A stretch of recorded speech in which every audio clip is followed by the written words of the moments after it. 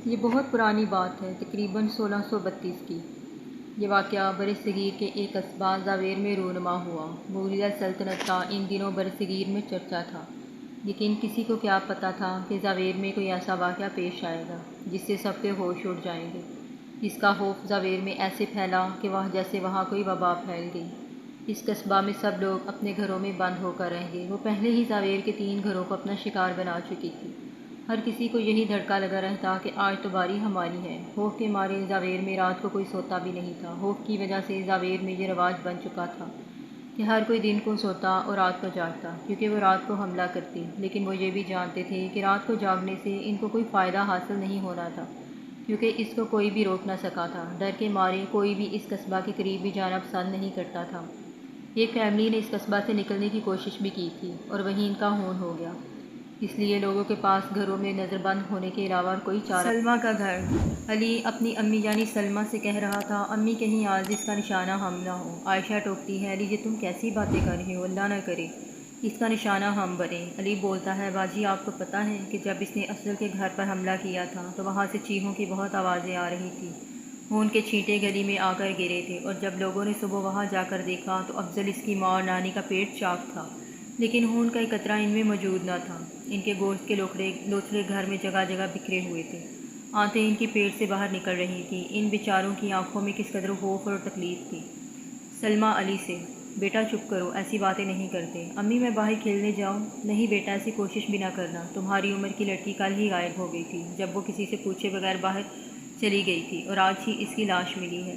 اگر تمہارے ابو کو پتہ چل گیا تم باہر گئے تھے، وہ مجھ پر غصہ ہوں گے۔ علی اپنی امی سے پوچھتا ہے، لیکن امی کل جب شاہد کے گھر والوں کو اس نے مارا تھا تو تب ابو بھی تو اگلے دن شاہد کے گھر گئے تھے۔ بیٹا ایک تو وہ بڑے ہیں اور دوسرے وہ اکیلے نہیں بلکہ بہت سے لوگوں کے ساتھ مل کر گئے تھے۔ چلو اب ان باتوں کو چھوڑو اور عائشہ باجی کے ساتھ صفائی کرانے میں مدد کرو۔ یا اللہ ہمیں اس عذاب سے نکال، سلمیٰ دعا کرتی ہے۔ لائبہ کا گھر۔ لائبہ جائے نماز پر بیٹھی اللہ سے اپنے شوہر، اپنے بچے اور اپنی حفاظت کی دعا کر رہی تھی۔ لائبہ کے ساتھ تھوڑا سا آگے اس کا شوہر عامر نماز پڑھ رہا تھا۔ عامر اور لائبہ اس گھر میں اکیلے رہتے تھے۔ وہ دونوں دکھ درد میں ایک دوسرے کے ساتھی تھے۔ عامر کی ماں کا مہینہ پہلے انتقال ہو گیا تھا۔ ان کی شادی کو 5 مہینے ہو چکے تھے۔ لائبہ امید سے تھی، ابھی وہ دونوں نماز پڑھ کر فارغ ہوئے ہی تھے کہ سامنے والے گھر سے چیخو پکار کی آوازیں آنا شروع ہو گئیں، اور ایسی ایسی دل ہراش چیخیں کہ لائبہ تھر تھر کانپنے لگی۔ لائبہ چلانے لگی، عامر عامر آگے وہ جلدی سے دروازہ بند کر دو، جلدی کرو۔ عامر فوراً اٹھا اور اس نے دروازے کی کنڈی لگا دی۔ لائبہ عامر کے گلے لگ کر رونے لگی، عامر کب تک ہم یہ سب سہیں گے، یہ ایک ایک کر کے سب کو مار دے گی۔ عامر خود بہت ڈرا ہوا تھا۔ وہ لائبہ کو حوصلہ دینے لگا، لیکن اس کو خود ڈر لگ رہا تھا کہ شاید کل باری ان کی ہو۔ اسے اپنی بیوی اور بچے کی فکر ستائے جا رہی تھی، کیونکہ اس کی بیوی اور ہونے والا بچہ ہی اس کی کل کائنات تھی۔ رات کو 5 بجے تک سامنے والوں کے گھر سے دل ہراش چیخوں کی آوازیں آتی رہیں، اور 5:30 چیخوں کی آوازیں آنا بند ہو گئیں۔ زاویر کا ایک اور گھر موت کی گھاٹ اتر چکا تھا۔ اگلی صبح جب عامر اور کچھ محلے والے مل کر سامنے والوں کے گھر میں گئے، دروازے کے نیچے سے خون نکلا پوری گلی میں پھیلا ہوا تھا۔ عامر نے کانپتے ہاتھوں سے دروازہ کھولا تو سامنے کا منظر دیکھ کر اس کے ہوش اڑ گئے۔ عامر کے ساتھ جو دوسرے لوگ کھڑے تھے، ان سب کو بھی چپ لگ گئی تھی، سب توبہ توبہ کر رہے تھے۔ عامر نے دیکھا کہ دانیال جو اس کا ہم عمر تھا، اس کا کٹا ہوا گلا فرش کی ایک طرف پڑا تھا جبکہ دھڑ دوسری طرف۔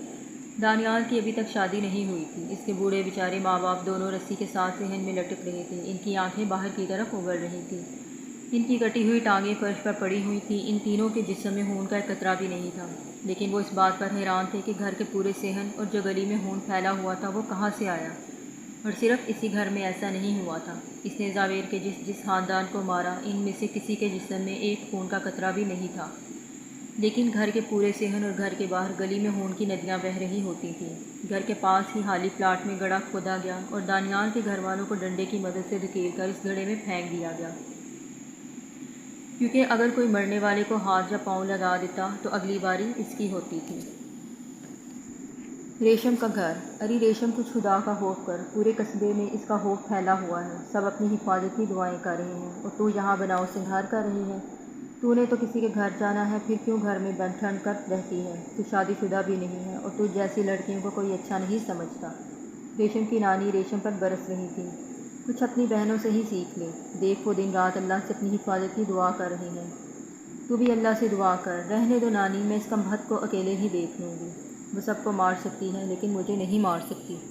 اور جو لوگ اب تک مر گئے ہیں وہ بھی تو اللہ سے دعائیں کرتے رہتے تھے، وہ کون سا بچ گئے؟ تو میری بہنوں کو بھی کہہ دیں کہ کوئی فائدہ نہیں ہے دعائیں مانگنے کا۔ بکواس نہ کر لڑکی، اللہ سے کچھ ڈر، سوچ سمجھ کر بولا کر، اللہ بڑا رحیم و کریم ہے، وہ ہماری مدد کے لیے کوئی راستہ ضرور نکالے گا، اور اگر ہم مر بھی گئے تو اس میں بھی اللہ کی کچھ رضا ہوگی۔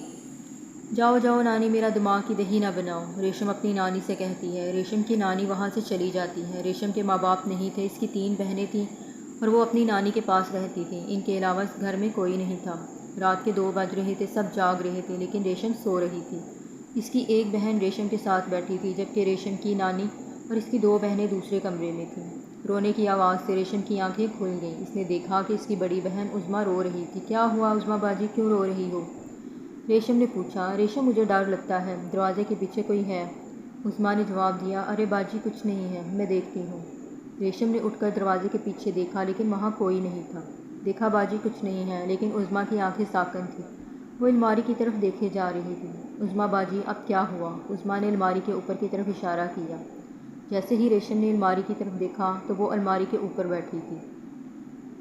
اس نے زوردار چیخ ماری اور ریشم کے اوپر چھلانگ لگا دی۔ نانی نانی، آ گئی وہ، آج ہماری باری ہے۔ عظمیٰ چلا اٹھی، پورا گھر چیخوں سے گونج اٹھا۔ لائبہ کے پیٹ میں اچانک شدید درد ہونے لگا۔ عامر، مجھے درد ہو رہا ہے، لائبہ چلانے لگی۔ عامر بوکھلا گیا، میں اس وقت دائی کا انتظام کہاں سے کروں گا؟ عامر باہر جانے لگا، لیکن لائبہ اس کو روکنے لگی۔ عامر نے لائبہ کی ایک بات نہ سنی اور باہر چلا گیا۔ وہ ریشم کے اوپر لپکی، ریشم حواس باختہ ہوگی، اسے کچھ سمجھ نہ آئی۔ اس نے ایک ہی وار میں ریشم کے سینے میں اپنے پنجے گاڑ دیے اور اس کا دل نکال لیا۔ ریشم تڑپنے لگی اور موقع پر دم توڑ گئی۔ ریشم کے تمام دعوے جو کرتی تھی دھرے کے دھرے رہ گئے۔ ریشم کی بیچاری بہن عظمیٰ سامنے بیٹھی یہ خوفناک منظر اپنی آنکھوں سے دیکھ رہی تھی۔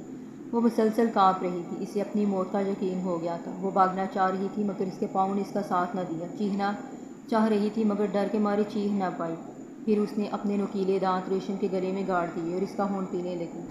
جب ریشم کا جسم خون سے اچھی طرح خالی ہو گیا تو اس نے ریشم کو دوسری طرف پٹھا۔ اب وہ عظمیٰ کی جانب بڑھ رہی تھی۔ عظمیٰ کی آنکھوں میں آنسو تھے، اس نے عظمیٰ کا بھی ریشم جیسا ہی حال کیا اور اس کے جسم کو بھی خون سے خالی کر دیا۔ ریشم کی نانی اور دونوں بہنیں جو دوسرے کمرے میں تھیں انہوں نے کنڈی لگا لی تھی۔ وہ رو رہی تھی، اللہ سے اپنی حفاظت کی دعائیں کر رہی تھی۔ اچانک دروازے کو کوئی زور سے کھٹکھٹانے لگا۔ ایک دم دروازہ کھلا، عظمیٰ اور ریشم کی لاشیں اندر آ کر گر گئیں۔ ریشم کی دونوں بہنیں چیخ اٹھی۔ نانی بیچاری تو یہ صدمہ برداشت نہ کر پئی، وہ دل کا دورہ پڑنے سے وہیں ڈھیر ہو گئیں۔ اب رہ گئی تھی ریشم کی 2 بہنیں، سو ان دونوں کا بھی ریشم جیسا ہی حال ہوا۔ اس نے ان سب کے جسموں سے اچھی طرح خون پیا اور وہاں سے چلتی بنی۔ یہ شاید ریشم کا غرور تھا یا قسمت کی ستم ظریفی کہ اس کا پورا گھر موت کا شکار ہو گیا تھا۔ سلمیٰ کا گھر۔ صبح کے تقریباً 9 بج رہے تھے کہ سلمیٰ کے گھر کا کسی نے زور سے دروازہ کھٹکھٹایا۔ سلمیٰ ڈر گئی، اس نے اپنے شوہر کو اٹھایا۔ سلمیٰ کے شوہر نے دروازہ کھولا اور سلمیٰ کو اندر جانے کا اشارہ کیا۔ تھوڑی دیر بعد سلمیٰ کا شوہر منہ لٹکا کر واپس آیا۔ سلمیٰ کے پوچھنے پر وہ رو پڑا، کیا ہوا، آپ ایسے کیوں رو رہے ہیں؟ سلمیٰ نے پوچھا، تمہاری ماں اور تمہاری بھانجیوں کو اس نے مار دیا۔ سلمیٰ یہ سن کر گمسم ہو گئی۔ ریشم اور اس کی بہنیں سلمیٰ کی بھانجیاں تھیں اور ریشم کی نانی سلمیٰ کی ماں تھی۔ نہیں نہیں، ایسا نہیں ہو سکتا، میری ماں بیچاری، بھانجیاں، ہائے اللہ! سلمیٰ دھاڑے مار مار کر رونے لگی۔ سلمیٰ کی بیٹی اپنی ماں کو اندر لے گئی۔ سلمیٰ کے شوہر کو فکر پڑ گئی تھی کیونکہ اسے یقین ہو گیا تھا کہ اگلی باری اس کے گھر کی ہے، کیونکہ پہلے بھی جب وہ کسی گھر پر حملہ کرتی تھی تو اگر اس گھر کے رہنے والوں کا کوئی اور رشتہ دار بھی زاویر میں ہوتا تو اس کا اگلا نشانہ وہی ہوتے۔ اس لحاظ سے چونکہ سلمیٰ کا رشتہ ریشم کے گھر سے تھا، اس لیے اگلی باری سلمیٰ کے خاندان کی تھی۔ سلمیٰ کے شوہر نے اپنے پڑوس میں اس بارے میں بات کی اور محلے کے تمام مردوں نے فیصلہ کیا کہ آج رات سب مرد سلمیٰ کے گھر پر جمع ہو کر اس کا مقابلہ کریں گے۔ رات کو سب مرد سلمیٰ کے گھر میں ڈنڈے لے کر جمع ہو گئے۔ سلمیٰ کے شوہر نے اپنے گھر والوں کو چھت پر بھیج دیا۔ رات کے تقریباً 12 بج رہے تھے۔ سلمیٰ کے شوہر کو دروازے کے پاس کوئی کھڑا نظر آیا اور وہ وہی تھی۔ عامر چھپتا چھپاتا دائی کے گھر پہنچا اور کسی طرح دائی کو اپنے گھر لے جانے کے لیے راضی کر لیا۔ جیسے ہی وہ اپنے گھر پہنچا تو لائبہ جب عامر اور دائی گھر پہنچے تو لائبہ بے ہوش ہو کر نیچے گری ہوئی تھی۔ عامر نے فوری طور پر لائبہ کو بستر پر لٹکایا اور خود باہر آ گیا۔ کچھ دیر بعد دائی باہر آئی اور اس نے عامر کو خوشخبری سنائی کہ عامر کو اللہ نے اپنی رحمت سے نوازا ہے۔ دائی نے عامر سے کہا کہ مجھے میرے پیسے دے دو تاکہ میں اپنے گھر چلوں۔ عامر نے دائی کو مشورہ دیا کہ فی الحال وہ ایک رات ان کے گھر قیام کر لیں، کیونکہ رات کے وقت باہر جانا خطرے سے خالی نہیں۔ دائی نے عامر کی بات سے اتفاق کیا اور عامر نے اسے دوسرے کمرے میں آرام کرنے کے لیے بھیج دیا اور خود عامر وضو کر کے تہجد کی نماز ادا کرنے لگ گیا۔ نماز ادا کرنے کے بعد اس نے نماز ادا کرنے کے بعد اللہ کا شکر ادا کیا کہ اللہ نے اس کو بیٹی عطا کی۔ پھر وہ اس کمرے میں جہاں لائبہ اور اس کی بیٹی موجود تھی چلا گیا۔ عامر نے اپنی بیٹی کو اپنی باہوں میں لے لیا اور اس کو چوما اور اس کے کانوں میں اذان دینے لگا۔ لائبہ یہ منظر دیکھ رہی تھی اور دل ہی دل میں اللہ کا شکر ادا کر رہی تھی۔ سیما کا گھر۔ سیما اپنے پورے خاندان میں واحد پڑھی لکھی لڑکی تھی، نہایت تمیزدار اور باادب لڑکی تھی۔ ہر کوئی اس کو پسند کرتا تھا۔ اپنے گھر کو اس نے جنت کا نمونہ بنا رکھا تھا۔ اس کی پوری فیملی میں اس کے ساس سسر، اس کے 3 بیٹے اور شوہر تھا۔ احمد سیما کا سب سے چھوٹا بیٹا اپنی دادی سے مخاطب تھا، دادی دادی مجھے باہر جانا ہے کھیلنے، امی مجھے نہیں جانے دے رہی۔ نہیں میرے بیٹے باہر نہیں جانا ورنہ وہ تمہیں اٹھا کر لے جائے گی۔ دادی نے جواب دیا، اچھا دادی ٹھیک ہے، پر مجھے یہ بتائیں یہ ہے کون؟ ارے بیٹا تمہیں 1000 دفعہ میں اس کی کہانی سنا چکی ہوں، دادی ایک دفعہ اور سنا دینا۔ احمد نے دادی کو کہا، تو پھر سنو۔ آج سے تقریباً 200 سال پہلے کی بات ہے کہ ایک عورت بانو اس قصبے میں کالا جادو کرتی تھی۔ شروع میں تو صرف 2-4 وہ جادو کرتی تھی، مگر شیطان کو راضی کرنے کے لیے اس نے لوگوں کا قتل کرنا شروع کر دیا۔ شروع میں تو کسی کو معلوم نہ ہوا کہ یہ قتل کون کر رہا ہے، مگر جب لوگوں کو پتہ چلا کہ یہ کوئی اور نہیں بلکہ وہ بانو ڈائن ہے تو لوگوں نے اس کو قصبے سے باہر نکلنے کا حکم دیا۔ چلو بیٹا دادی کو تنگ نہ کرو، باقی کہانی بعد میں، اب دادی کو آرام کرنے دو۔ سیما احمد کو کمرے سے باہر لے گئی اور دادی نے آرام کرنے کی غرض سے آنکھیں بند کر لیں۔ دروازے کے قریب کوئی کھڑا ہے، غور کرنے پر پتہ چلا کہ وہ کوئی اور نہیں بلکہ وہی ڈائن تھی۔ سلمیٰ کے شوہر نے شور مچا دیا، آ گئی وہ سب تیار ہو جاؤ۔ سب مردوں نے ڈنڈوں کو پکڑ لیا اور اس کی جانب لپکے، مگر وہ ڈائن تو جیسے کوئی طاقتور شیر تھا۔ دیکھتے ہی دیکھتے اس نے 2-3 مردوں کے چیتڑے ہوا میں اڑا دیے اور ان کے جسم کو خون سے خالی کر دیا۔ سلمیٰ کے گھر میں کوہرام مچ گیا، سب مرد حواس باختہ ہو گئے اور سلمیٰ کے گھر سے بھاگ کھڑے ہوئے۔ سلمیٰ کا شوہر بیچارہ سب کو روکتا رہا مگر کوئی نہ رکا۔ ادھر وہ ڈائن ایک مرد کا خون پینے میں مصروف تھی۔ اس کے بعد وہ سلمیٰ کے شوہر کی جانب لپکی اور اپنے لمبے لمبے نوکیلے دانت اس کے پیٹ میں گاڑ دیے، اور پھر جب اس نے اپنا منہ سلمیٰ کے شوہر کے پیٹ میں سے نکالا تو اس کے منہ میں سلمیٰ کے شوہر کی آنتیں تھیں۔ سلمیٰ کا شوہر تڑپ رہا تھا، اس کی آنکھوں میں درد کے مارے آنسو نکل آئے۔ سلمیٰ چھت سے اپنے شوہر کی موت اپنی آنکھوں سے دیکھ رہی تھی۔ وہ چیخ رہی تھی، رو رہی تھی، مگر اس ڈائن پر سلمیٰ کی دہائیوں کا کوئی اثر نہ ہوا۔ آخرکار سلمیٰ کا شوہر دم توڑ گیا۔ اس کا خون پینے کے بعد وہ ڈائن سلمیٰ کی جانب بڑھنے لگی۔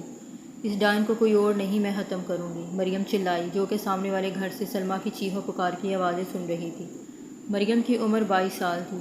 مریم نے سلمیٰ کے گھر کی جانب دوڑ لگا دی۔ مریم کی ماں اس کو روکتی رہی مگر وہ نہ رکی۔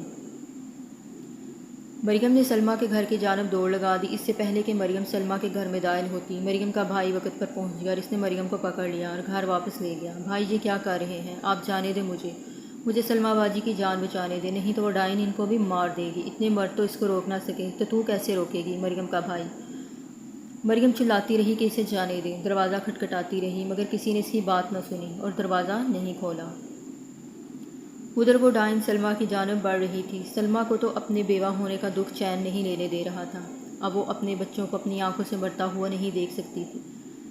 تیرے ہاتھوں مرنے سے بہتر ہے میں خودکشی کر لوں، سلمیٰ چلائی۔ یہ کہتے ہی سلمیٰ نے اپنے دونوں بچوں کو چھت سے دھکا دے دیا اور خود بھی چھلانگ لگا دی۔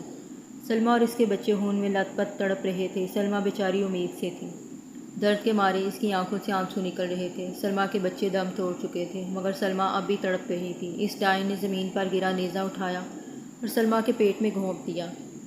سلمیٰ اور اس کا تیسرا بچہ بھی دم توڑ گئے۔ پھر وہ ڈائن سلمیٰ کی جانب لپکی۔ سلمیٰ کا خون پینے کے بعد سلمیٰ کے بچوں کا خون پیا اور سلمیٰ کے گھر کی دہلیز پر اس نے وہ خون اگل دیا۔ ایک بار پھر اسے وہ خون نہ ملا جس کی تلاش میں وہ تھی۔ زاویہ کا ایک اور خاندان موت کے منہ میں چلا گیا۔ سیما کا گھر۔ چلیں دادی جان اب باقی کی کہانی سنائیں۔ احمد دادی سے مخاطب تھا، چل اچھا سنو۔ پھر قصبے کے لوگوں نے اس ڈائن کو قصبے سے نکل جانے کا حکم دیا مگر وہ نہ مانی اور اس نے لوگوں کو قتل کرنا نہ چھوڑا۔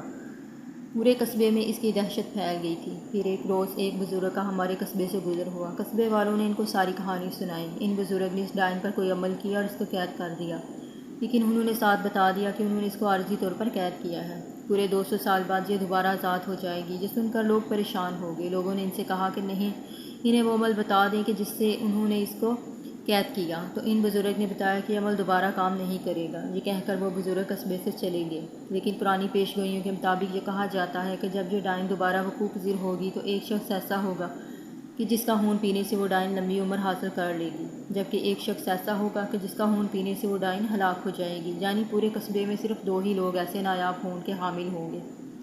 لیکن دونوں کا خون ایک دوسرے سے مختلف ہوگا۔ دادی جان، کیا یہ پیش گوئیاں سچ ہیں؟ احمد نے دادی سے پوچھا۔ ان میں کتنی صداقت ہے؟